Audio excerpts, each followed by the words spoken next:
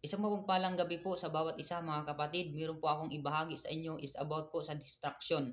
So minsan po talaga dumarating sa point na tayo po ay napapahamak, nababagsak, nadudulas at nasusugatan. So yung point ko dito is about po sa yung buhay mo na perpekto sa harapan ng Panginoon dahil ito ay inayos niya. So nawa ay mapanood niyo ang video na ito at mapakinggan ninyo ang pagsishare ko po ng salita ng Panginoon dito sa social media upang maggrupo ang ating pananampalataya sa Diyos. So, mayroong paalala palagi ang Panginoon sa atin na yung buhay natin na sira ay inayos ng Panginoon. Ano pa kaya na hindi kayang ayusin ng Panginoon kapag tayo ay inaatake ng kaaway? Ito po ang paalala ng Panginoon sa unang Pedro chapter 5 verse 8 hanggang 9 na napakahalaga po na tayo po ay magbasa, mag-aral ng salita ng Panginoon. Basahin ko po, ito po ang nakasulat: kayo'y maging mapagpigil, kayo'y maging mapagpuyat, ang iyong kalaban na diablo na gaya ng liyong umuungal ay gumagala na humahanap ng masisila niya. Verse 9, na kayo'y labanan ninyong matatag sa inyong pananampalataya, yamang inyong nalalaman na ang mga gayong hirap ay nagaganap sa inyong mga kapatid na nangasa sanglibutan. So dito yung paalala ng Panginoon na maging mapagpigil tayo, na magpuya tayo palagi sa pag-aaral ng salita ng Panginoon. At sabi ng Panginoon na labanan natin na matatag sa iyong pananampalataya ang kaaway.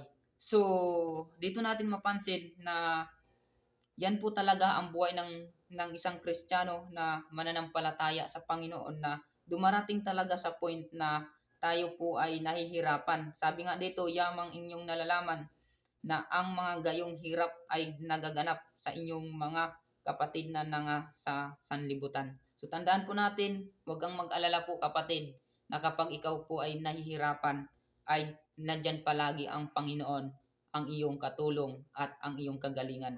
So ito po ang sabi ng Bible sa atin sa Ephesians chapter 6 verse 16. Sabi dito, bukod dito ay taglayin ninyo ang kalasag ng pananampalataya na siyang ipapatay ninyo sa lahat ng nangagniningas na suligi ng masama. So tandaan po natin mga kapatid, na taglayin po natin ang ating pananampalataya na kalasag. So sabi nga po ng Bible, kung paano natin taglayin ang ating pananampalataya, kundi alalahanin natin ang ginawa ng Panginoon sa buhay natin. Dito po tayo sa Awit chapter 103 verse sa verse 3 hanggang 4. Sabi dito,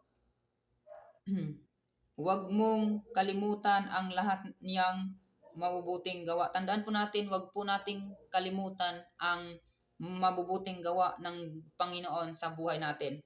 At sa verse 3, sabi dito, na siyang nagpapagaling ng inyong lahat na mga sakit. So, ang Panginoon po ang nagpapagaling sa ating mga sakit. Lahat, siya po ang nagpapagaling. So, sabi ng verse 4, sabi dito, na siyang tumutubos ng inyong buhay sa pagkapahamak. So tandaan po natin, ang Panginoon palagi ang ating tawagan, dahil po ang Panginoon lang po ang siya pong may kapangyarihan na ayusin niya ang buhay natin, na maglingkod tayo at maging tapat tayo sa Kanya.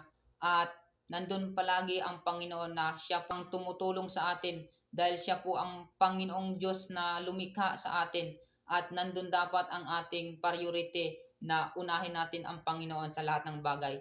Kapatid, kung ikaw po ay baguhan sa pananampalataya sa Panginoong Hesus, magpatuloy ka po na kilalanin ang Panginoong Hesus bilang iyong tagapagligtas. God bless you po sa lahat.